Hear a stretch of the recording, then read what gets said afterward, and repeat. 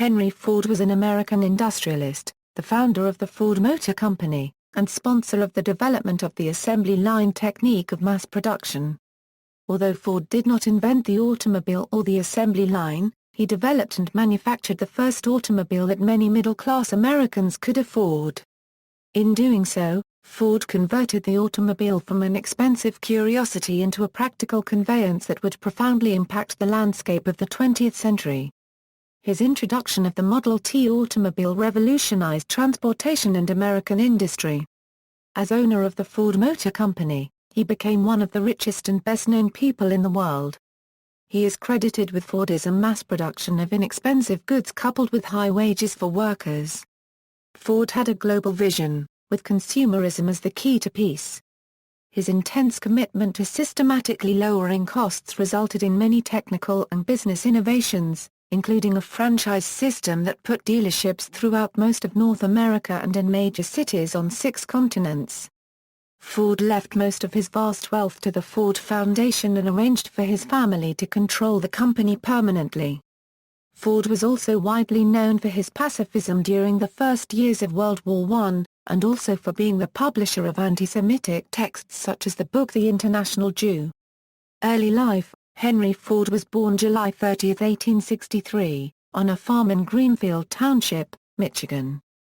His father, William Ford, was born in County Cork, Ireland, to a family that was originally from Somerset, England. His mother, Mary Ford, was born in Michigan as the youngest child of Belgian immigrants. Her parents died when she was a child and she was adopted by neighbors, the Owens. Henry Ford's siblings were Margaret Ford, Jane Ford, William Ford and Robert Ford. His father gave him a pocket watch in his early teens. At 15, Ford dismantled and reassembled the timepieces of friends and neighbors dozens of times, gaining the reputation of a watch repairman. At 20, Ford walked 4 miles to their Episcopal church every Sunday. Ford was devastated when his mother died in 1876. His father expected him to eventually take over the family farm, but he despised farm work. He later wrote, "I never had any particular love for the farm. It was the mother on the farm I loved." In 1879, Ford left home to work as an apprentice machinist in Detroit, first with James F. Flower and Brothers, and later with the Detroit Dry Dock Company. In 1882, he returned to Dearborn to work on the family farm, where he became adept at operating the Westinghouse portable steam engine. He was later hired by Westinghouse to service their steam engines. During this period Ford also studied bookkeeping at Goldsmith, Bryant and Stratton Business College in Detroit. Marriage and family: Ford married Clara Alla Bryant in 1888 and supported himself by farming and running a sawmill. They had 1 child, Edsel Ford. Career: in 1891, Ford became an engineer with the Edison Illuminating Company. After his promotion to chief engineer in 1893, he had enough time and money to devote attention to his personal experiments on gasoline engines. These experiments culminated in 1896 with the completion of a self-propelled vehicle which he named the Ford Quadricycle. He test drove it on June 4. After various test drives, Ford brainstormed ways to improve the quadricycle. Also in 1896, Ford attended a meeting of Edison executives, where he was introduced to Thomas Edison. Edison approved of Ford's automobile experimentation. Encouraged by Edison, Ford designed and built a second vehicle, completing it in 1898. Backed by the capital of Detroit lumber baron William H. Murphy, Ford resigned from the Edison Company and founded the Detroit Automobile Company on August 5, 1899. However, the automobiles produced were of a lower quality and higher price than Ford wanted. Ultimately, the company was not successful and was dissolved in January 1901.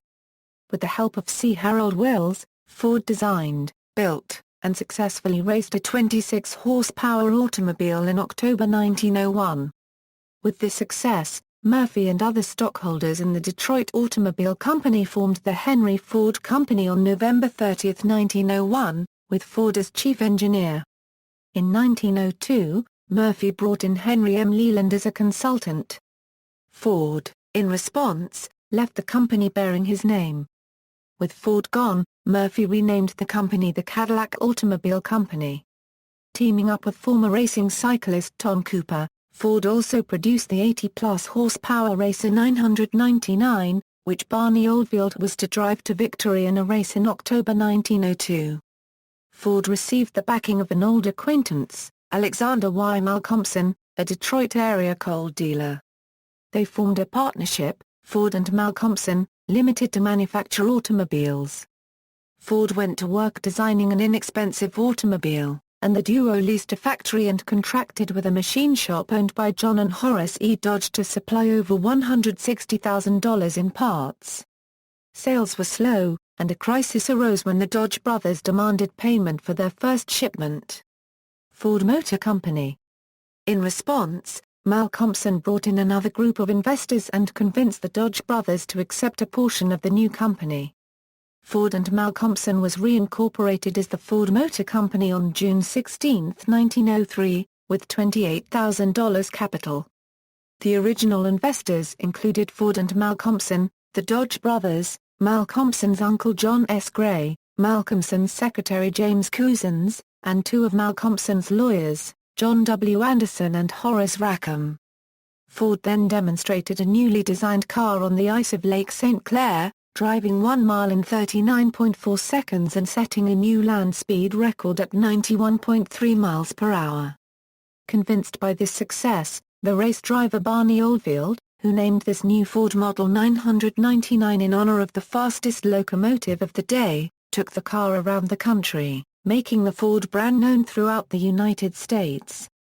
Ford also was one of the early backers of the Indianapolis 500. Model T. The Model T was introduced on October 1, 1908. It had the steering wheel on the left, which every other company soon copied. The entire engine and transmission were enclosed. The 4 cylinders were cast in a solid block. The suspension used 2 semi-elliptic springs. The car was very simple to drive, and easy and cheap to repair.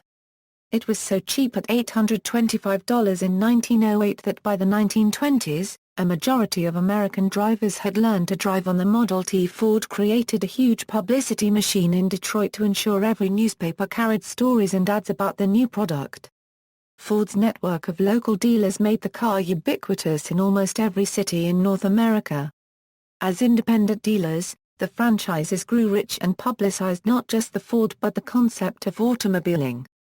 Local motor clubs sprang up to help new drivers and to encourage exploring the countryside. Ford was always eager to sell to farmers, who looked on the vehicle as a commercial device to help their business. Sales skyrocketed several years posted 100% gains on the previous year. Always on the hunt for more efficiency and lower costs, in 1913 Ford introduced the moving assembly belts into his plants, which enabled an enormous increase in production. Although Ford is often credited with the idea, contemporary sources indicate that the concept and its development came from employees Clarence Avery, Peter E. Martin, Charles E. Sorensen, and C. Harold Wills. Sales passed 250,000 in 1914. By 1916, as the price dropped to $360 for the basic touring car, sales reached 472,000. By 1918, half of all cars in America were Model Ts. All new cars were black. As Ford wrote in his autobiography, any customer can have a car painted any color that he wants so long as it is black. Until the development of the assembly line, which mandated black because of its quicker drying time, Model Ts were available in other colors, including red. The design was fervently promoted and defended by Ford, and production continued as late as 1927. The final total production was 15,007,034. This record stood for the next 45 years. This record was achieved in 19 years from the introduction of the first Model T. President Woodrow Wilson asked Ford to run as a Democrat for the United States Senate from Michigan in 1918. Although the nation was at war, Ford ran as a peace candidate and a strong supporter of the proposed League of Nations. Ford was defeated in a close election by the Republican candidate, Truman Newberry, a former United States Secretary of the Navy. Henry Ford turned the presidency of Ford Motor Company over to his son Edsel Ford in December 1918. Henry retained final decision authority and sometimes reversed his son. Henry started another company, Henry Ford and Son, and made a show of taking himself and his best employees to the new company. The goal was to scare the remaining holdout stockholders of the Ford Motor Company to sell their stakes to him before they lost most of their value. The ruse worked, and Henry and Edsel purchased all remaining stock from the other investors, thus giving the family sole ownership of the company. By the mid-1920s, sales of the Model T began to decline due to rising competition. Other automakers offered payment plans through which consumers could buy their cars, which usually included more modern mechanical features and styling not available with a Model T. Despite urgings from Edsel, Henry refused to incorporate new features into the Model T or to form a customer credit plan. Model A and Ford's later career, by 1926, flagging sales of the Model T finally convinced Henry to make a new model. He pursued the project with a great deal of technical expertise in design of the engine, chassis, and other mechanical necessities, while leaving the body design to his son.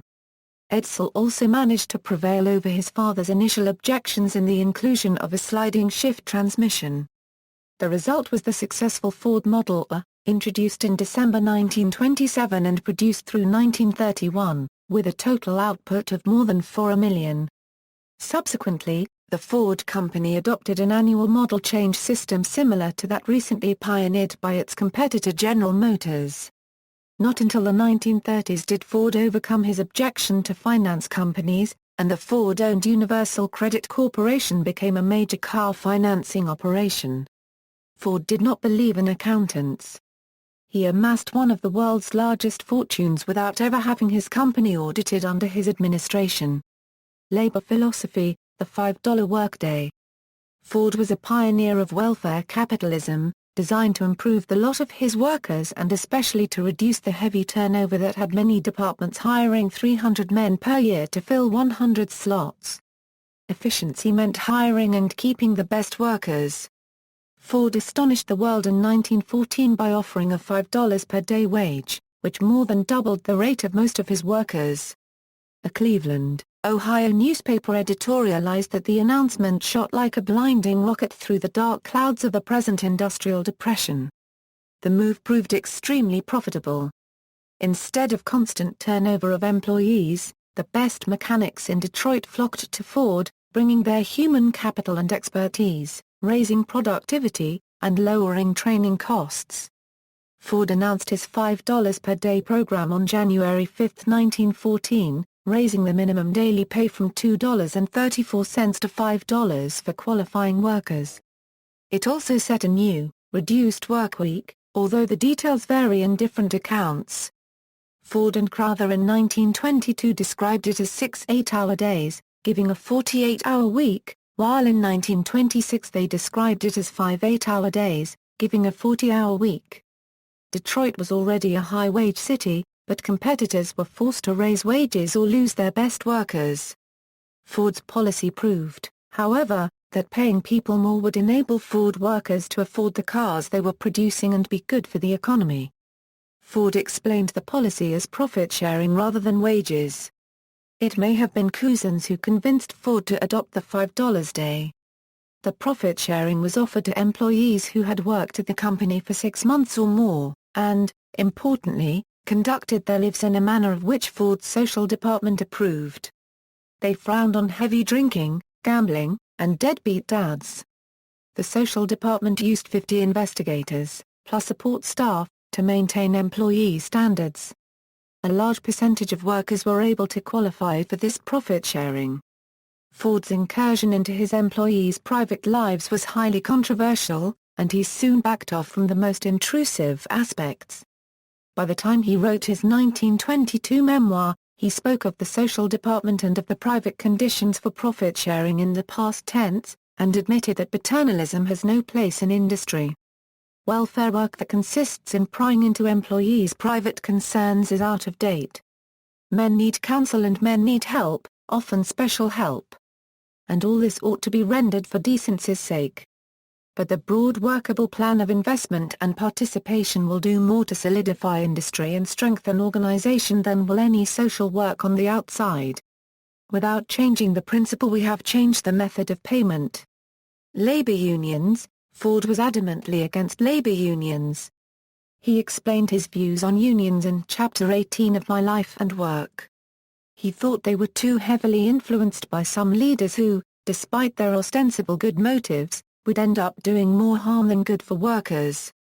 Most wanted to restrict productivity as a means to foster employment, but Ford saw this as self-defeating because, in his view, productivity was necessary for any economic prosperity to exist. He believed that productivity gains that obviated certain jobs would nevertheless stimulate the larger economy and thus grow new jobs elsewhere, whether within the same corporation or in others. Ford also believed that union leaders had a perverse incentive to foment perpetual socio-economic crises as a way to maintain their own power. Meanwhile, he believed that smart managers had an incentive to do right by their workers, because doing so would maximize their own profits. But Ford believed that eventually, if good managers such as he could fend off the attacks of misguided people from both left and right, the good managers would create a socio-economic system wherein neither bad management nor bad unions could find enough support to continue existing. To forestall union activity, Ford promoted Harry Bennett, a former Navy boxer, to head the service department. Bennett employed various intimidation tactics to squash union organizing. The most famous incident, on May 26, 1937, involved Bennett's security men beating with clubs UAW representatives, including Walter Reuther. While Bennett's men were beating the UAW representatives, the supervising police chief on the scene was Carl Brooks, an alumnus of Bennett unregistered trademark service department, and Brooks did not give orders to intervene. The incident became known as the Battle of the Overpass. In the late 1930s and early 1940s, Edsel thought Ford had to come to some sort of collective bargaining agreement with the unions because the violence, work disruptions, and bitter stalemates could not go on forever. But Henry refused to cooperate. For several years, he kept Bennett in charge of talking to the unions that were trying to organize the Ford Motor Company. Sorensen's memoir makes clear that Henry's purpose in putting Bennett in charge was to make sure no agreements were ever reached. The Ford Motor Company was the last Detroit automaker to recognize the United Auto Workers Union. A sit-down strike by the UAW union in April 1941 closed the River Rouge plant. Sorensen recounted that a distraught Henry Ford was very close to following through with a threat to break up the company rather than cooperate, but his wife Clara told him she would leave him if he destroyed the family business. In her view, it would not be worth the chaos it would create. Henry complied with his wife's ultimatum, and even agreed with her in retrospect. Overnight, the Ford Motor Company went from the most stubborn holdout among automakers to the one with the most favorable UAW contract terms. The contract was signed in June 1941. Ford Airplane Company, Ford, like other automobile companies, entered the aviation business during World War I, building Liberty engines. After the war, it returned to auto manufacturing until 1925, when Ford acquired the Stout Metal Airplane Company. Ford's most successful aircraft was the Ford 480 Trimotor, often called the Tin Goose, because of its corrugated metal construction. It used a new alloy called Alclad that combined the corrosion resistance of aluminum with the strength of duralumin.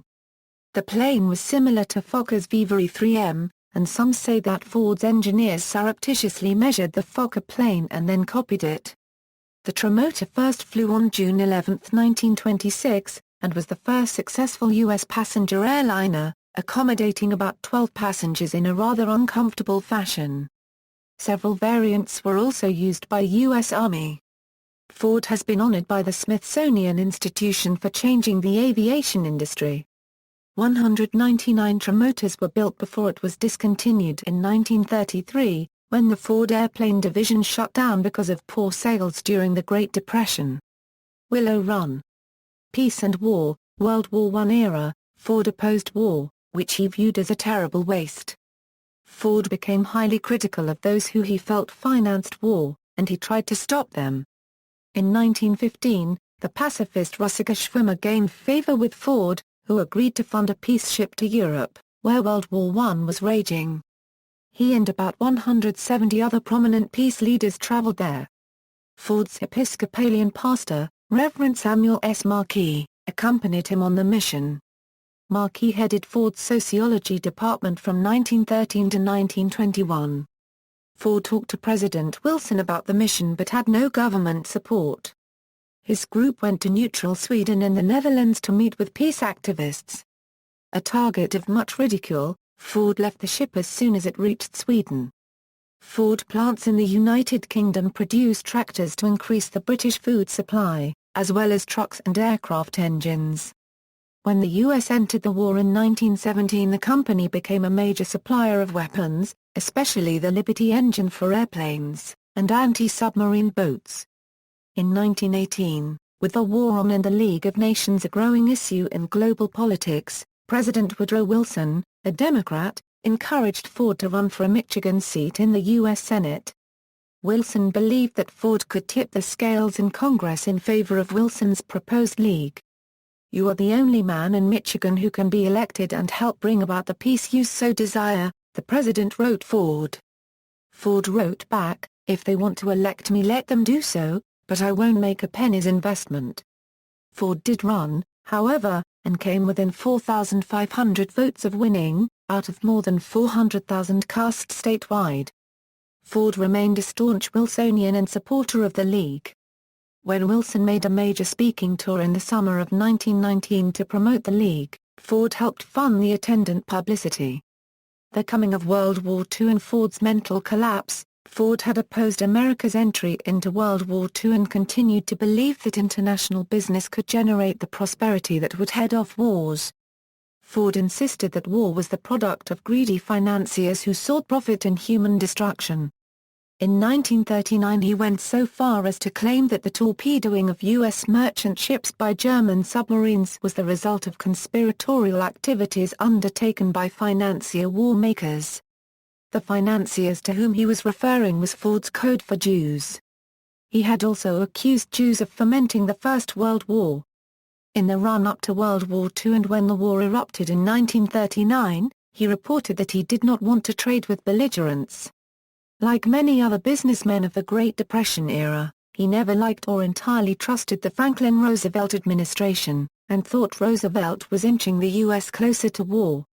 However, Ford continued to do business with Nazi Germany, including the manufacture of war materiel. Beginning in 1940, with the requisitioning of between 100 and 200 French POWs to work as slave laborers, Ford worker contravened Article 31 of the 1929 Geneva Convention.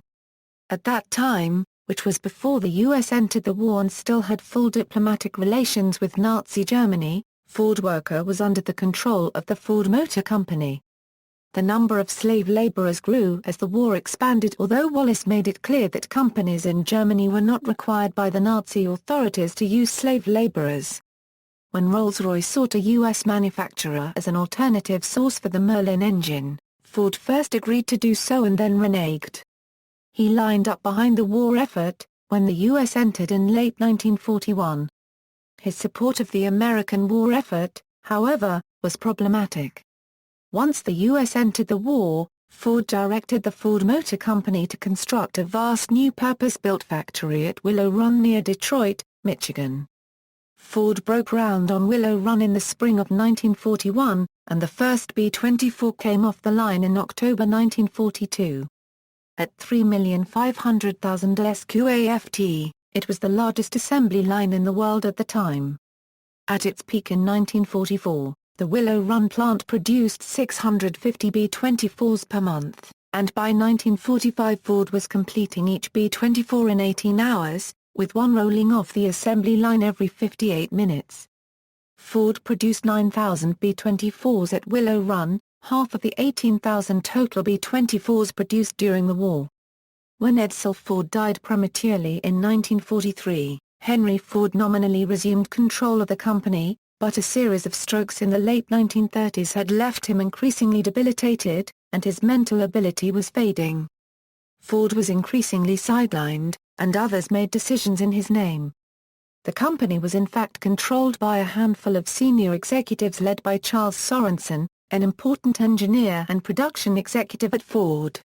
And Harry Bennett, the chief of Ford's service unit, Ford's paramilitary force that spied on, and enforced discipline upon, Ford employees. Ford grew jealous of the publicity Sorensen received and forced Sorensen out in 1944.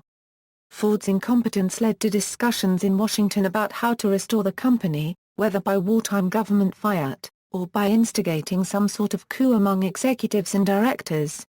Nothing happened until 1945 when, with bankruptcy a serious risk, Edsall's widow led an ouster and installed her son, Henry Ford II, as president.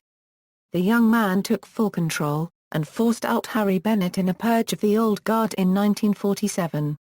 The Dearborn Independent and Anti-Semitism. In the early 1920s, Ford sponsored a weekly newspaper that published strongly anti-Semitic views.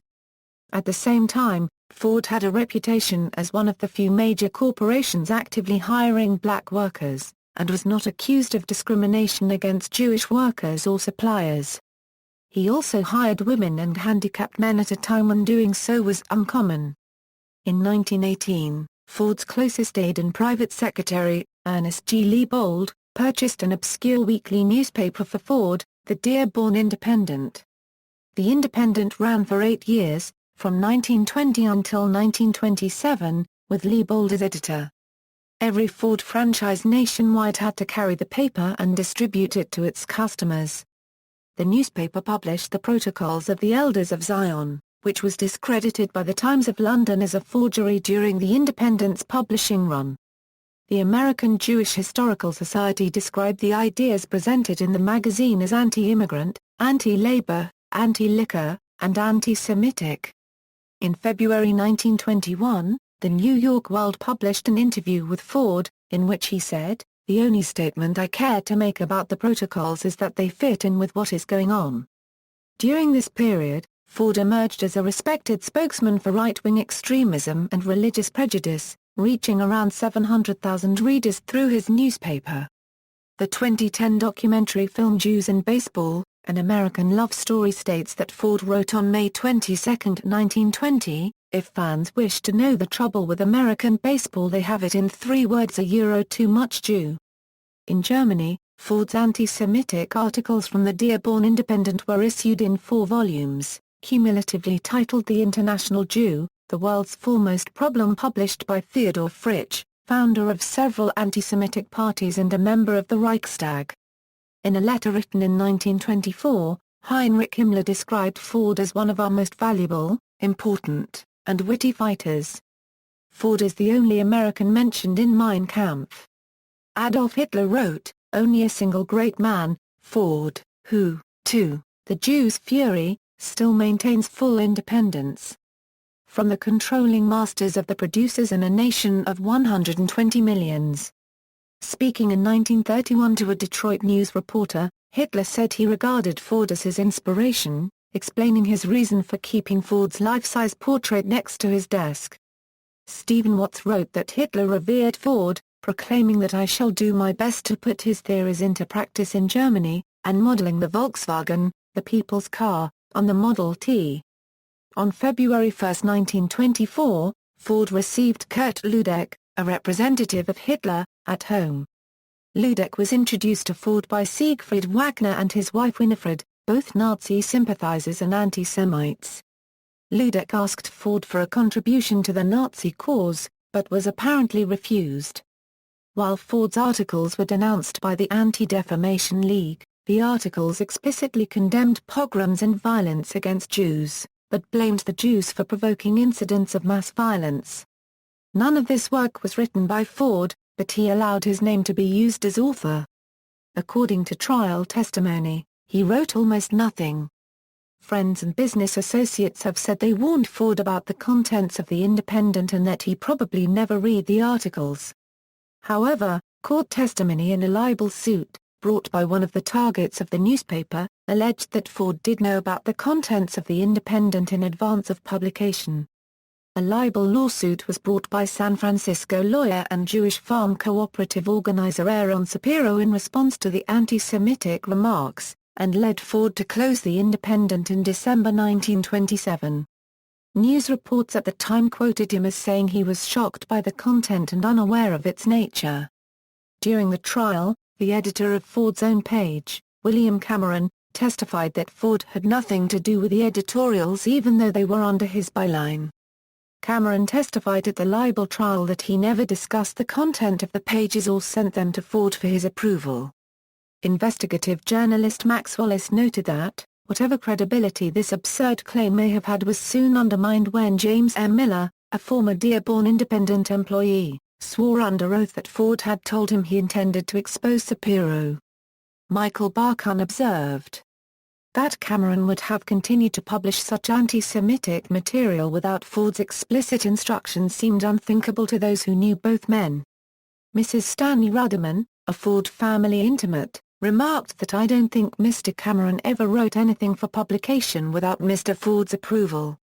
According to Spencer Blackesley, the ADL mobilized prominent Jews and non-Jews to publicly oppose Ford's message. They formed a coalition of Jewish groups for the same purpose and raised constant objections in the Detroit press. Before leaving his presidency early in 1921, Woodrow Wilson joined other leading Americans in a statement that rebuked Ford and others for their anti-Semitic campaign.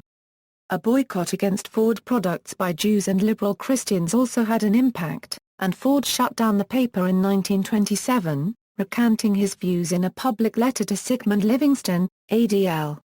Wallace also found that Ford's apology was likely, at least partly, motivated by a business that was slumping as a result of his anti-Semitism repelling potential buyers of Ford cars. Up until the apology, a considerable number of dealers, who had been required to make sure that buyers of Ford cars received the Independent, bought up and destroyed copies of the newspaper rather than alienate customers. Ford's 1927 apology was well received. 4/5 of the hundreds of letters addressed to Ford in July 1927 were from Jews, and almost without exception they praised the industrialist. In January 1937, a Ford statement to the Detroit Jewish Chronicle disavowed any connection whatsoever with the publication in Germany of a book known as The International Jew. According to Paul and Poole, Ford's retraction and apology were not even truly signed by him, and Ford never privately recanted his anti-Semitic views, stating in 1940, "I hope to republish The International Jew again sometime." In July 1938, before the outbreak of war, the German consul at Cleveland gave Ford, on his 75th birthday, the award of the Grand Cross of the German Eagle, the highest medal Nazi Germany could bestow on a foreigner. James D. Mooney, vice president of overseas operations for General Motors, received a similar medal, the Merit Cross of the German Eagle, first class. Distribution of International Jew was halted in 1942 through legal action by Ford, despite complications from a lack of copyright. It is still banned in Germany. Extremist groups often recycle the material. It still appears on anti-Semitic and neo-Nazi websites. Testifying at Nuremberg, convicted Hitler Youth leader Baldur von Schirach, who, in his role as military governor of Vienna, deported 65,000 Jews to camps in Poland, stated, "The decisive anti-Semitic book I was reading and the book that influenced my comrades was that book by Henry Ford, The International Jew. I read it and became anti-Semitic. The book made a great influence on myself and my friends because we saw in Henry Ford the representative of success and also the representative of a progressive social policy." Robert Lacey wrote in Ford, The Men and the Machines that a close Willow Run associate of Ford reported that when he was shown newsreel footage of the Nazi concentration camps, he was confronted with the atrocities which finally and unanswerable laid bare the bestiality of the prejudice to which he contributed. He collapsed with a stroke, his last and most serious. Ford had suffered previous strokes and his final cerebral hemorrhage occurred in 1947 at age 83. International business, Ford's philosophy was one of economic independence for the United States. His River Rouge plant became the world's largest industrial complex, pursuing vertical integration to such an extent that it could produce its own steel. Ford's goal was to produce a vehicle from scratch without reliance on foreign trade. He believed in the global expansion of his company. He believed that international trade and cooperation led to international peace, and he used the assembly line process and production of the Model T to demonstrate it. He opened Ford assembly plants in Britain and Canada in 1911, and soon became the biggest automotive producer in those countries. In 1912, Ford cooperated with Giovanni Agnelli of Fiat to launch the first Italian automotive assembly plants. The first plants in Germany were built in the 1920s with the encouragement of Herbert Hoover and the Commerce Department, which agreed with Ford's theory that international trade was essential to world peace. In the 1920s, Ford also opened plants in Australia, India, and France, and by 1929, he had successful dealerships on 6 continents. Ford experimented with a commercial rubber plantation in the Amazon jungle called Ford La Centenaire. It was one of his few failures. In 1929, Ford accepted Joseph Stalin's invitation to build a model plant at Gorky, a city now known under its historical name Nizhny Novgorod. He sent American engineers and technicians to the Soviet Union to help set it up, including future labor leader Walter Reuther. The Ford Motor Company had the policy of doing business in any nation where the United States had diplomatic relations. It set up numerous subsidiaries that sold cars and trucks and sometimes assembled them. By 1932, Ford was manufacturing 1/3 of all the world's automobiles. Ford's image transfixed Europeans, especially the Germans, arousing the fear of some, the infatuation of others, and the fascination among all. Germans who discussed Fordism often believed that it represented something quintessentially American. They saw the size, tempo, standardization, and philosophy of production demonstrated at the Ford Works as a national service an American thing that represented the culture of United States. Both supporters and critics insisted that Fordism epitomized American capitalist development, and that the auto industry was the key to understanding economic and social relations in the United States. As one German explained, automobiles have so completely changed the Americans' mode of life that today one can hardly imagine being without a car. It is difficult to remember what life was like before Mr. Ford began preaching his doctrine of salvation. For many Germans, Ford embodied the essence of successful Americanism. In My Life and Work, Ford predicted that if greed, racism, and short-sightedness could be overcome, then economic and technological development throughout the world would progress to the point that international trade would no longer be based on colonial or neo-colonial models and would truly benefit all peoples. His ideas in this passage were vague, but they were idealistic. Racing. Ford maintained an interest in auto racing from 1901 to 1913 and began his involvement in the sport as both a builder and a driver, later turning the wheel over to hired drivers. He entered stripped-down Model Ts in races, finishing first in an ocean-to-ocean race in 1909, and setting a 1-mile oval speed record at Detroit Fairgrounds in 1911 with driver Frank Kulick. In 1913, Ford attempted to enter a reworked Model T in the Indianapolis 500 but was told rules required the addition of another £1,000 to the car before it could qualify. Ford dropped out of the race and soon thereafter dropped out of racing permanently, citing dissatisfaction with the sport's rules, demands on his time by the booming production of the Model Ts, and his low opinion of racing as a worthwhile activity. In My Life and Work, Ford speaks of racing in a rather dismissive tone, as something that is not at all a good measure of automobiles in general. He describes himself as someone who raced only because in the 1890s through 1910s, one had to race because prevailing ignorance held that racing was the way to prove the worth of an automobile. Ford did not agree. But he was determined that as long as this was the definition of success, then his cars would be the best that there were at racing. Throughout the book, he continually returns to ideals such as transportation, production efficiency, affordability, reliability, fuel efficiency, economic prosperity, and the automation of drudgery and farming and industry, but rarely mentions, and rather belittles, the idea of merely going fast from point A to point B. Nevertheless, Ford did make quite an impact on auto racing during his racing years, and he was inducted into the Motorsports Hall of Fame of America in 1996. Later career and death. When Edsel, president of Ford Motor Company, died of cancer in May 1943, the elderly and ailing Henry Ford decided to assume the presidency. By this point in his life, he had had several cardiovascular events and was mentally inconsistent, suspicious, and generally no longer fit for such immense responsibilities. Most of the directors did not want to see him as president. But for the previous 20 years, though he had long been without any official executive title, he had always had de facto control over the company. The board and the management had never seriously defied him, and this moment was not different. The directors elected him, and he served until the end of the war.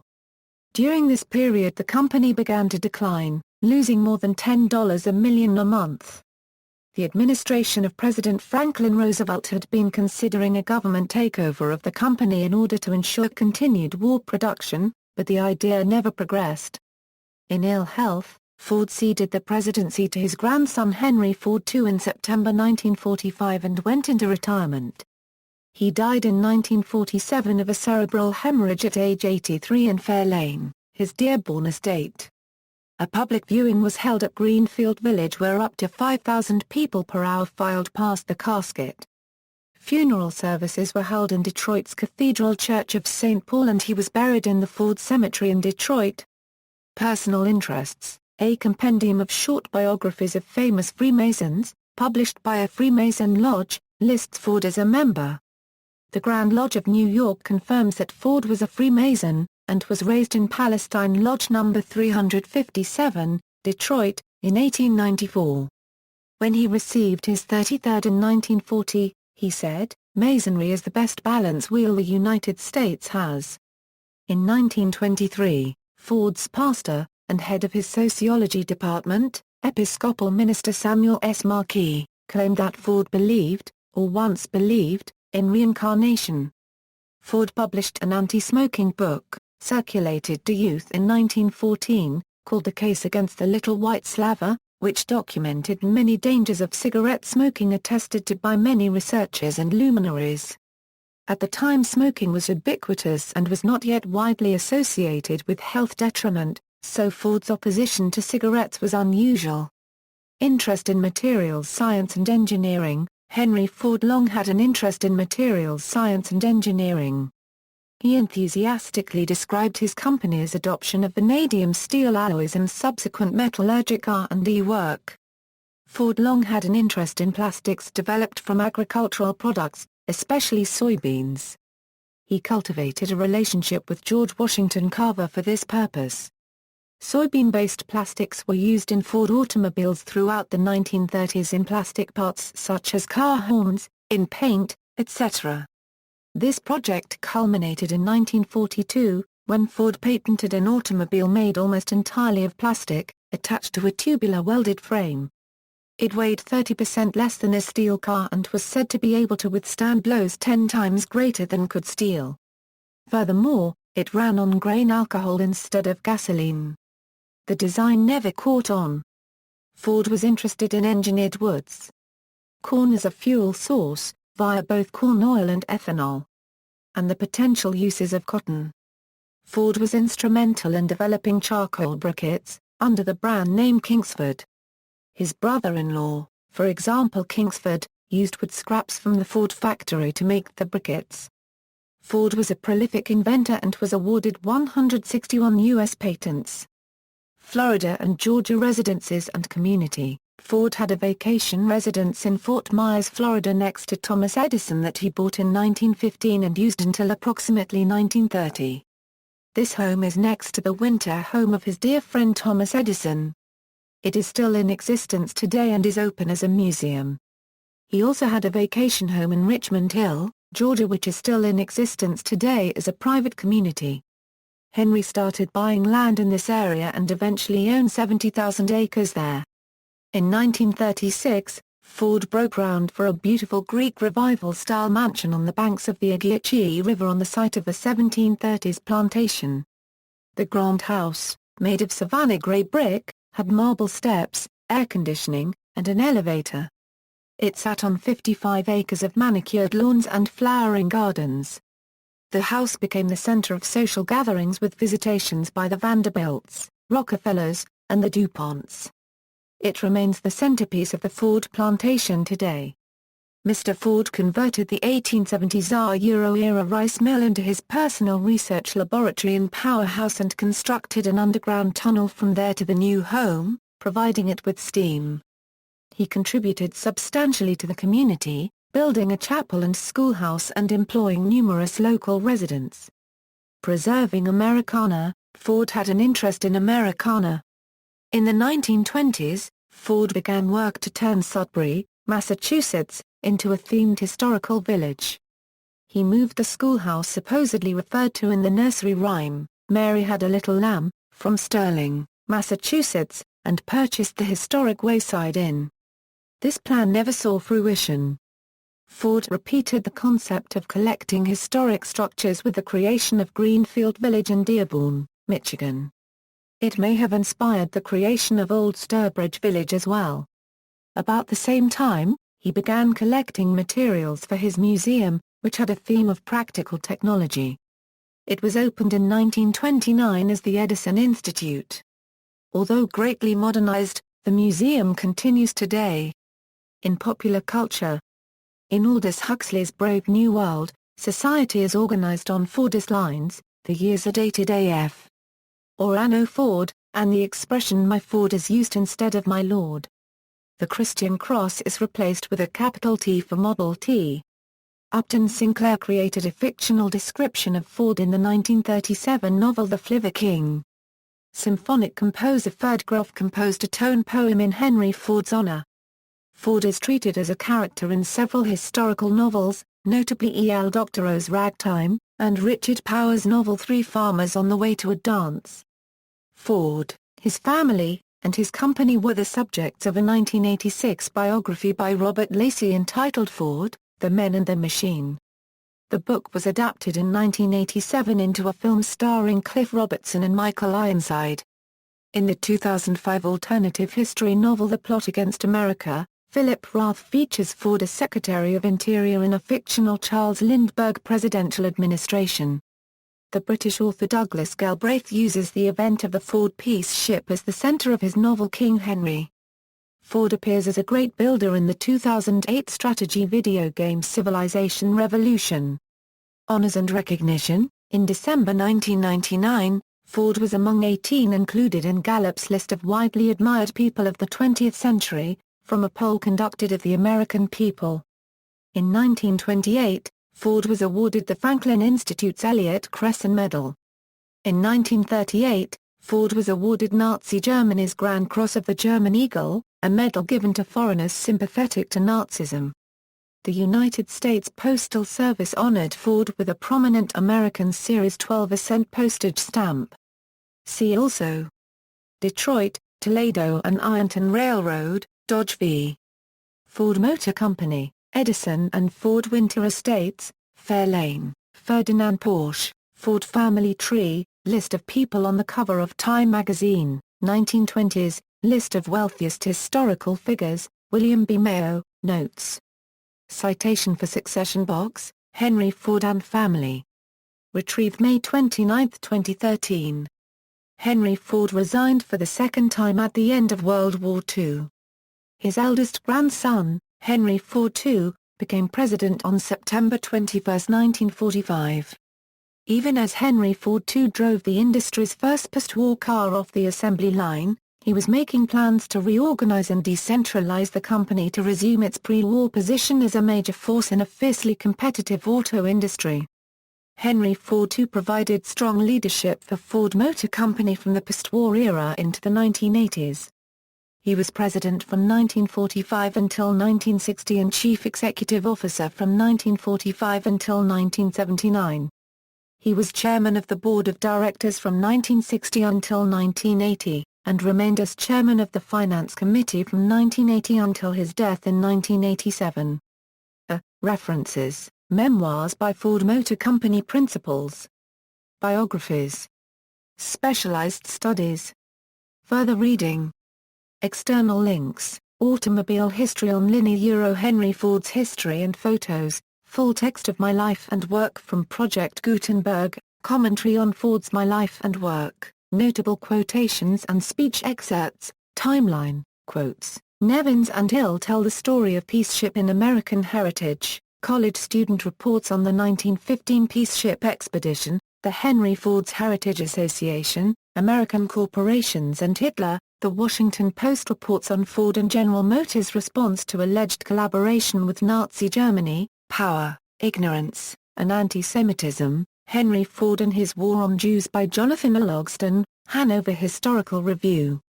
1999, Review of Henry Ford and the Jews by Neil Baldwin, Review of the People's Tycoon by Stephen Watts. Henry Ford may have regretted his innovation. Ford's middle name is James. Henry Ford, an American Experience documentary.